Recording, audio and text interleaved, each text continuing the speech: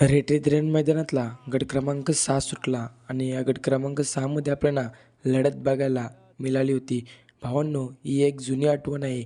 म्हणजेच देवेंद्र फडणवीस केसरी मागील वर्षी जे मैदान झालं होतं त्या मैदानातला गट क्रमांक 6.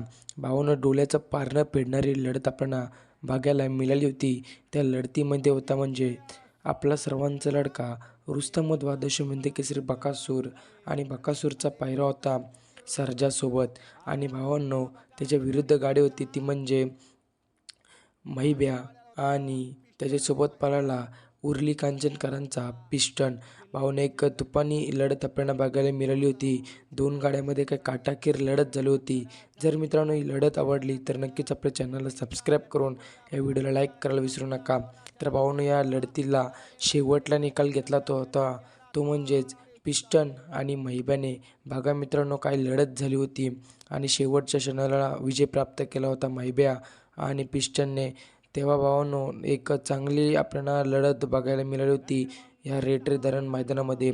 नक्कीच भावांनो, अशा लढती व्हायलाच पाहिजे आणि जर अशा लढती गटाला झाली तर काही एक वेगळीच मजा आहे. असो भावांनो, बैलगाडी क्षेत्रात हारजीत होत असते, परंतु या जोडीचा एक दबदबा होता आणि या जोडीने याच मैदानामध्ये गुलाल केला होता. धन्यवाद.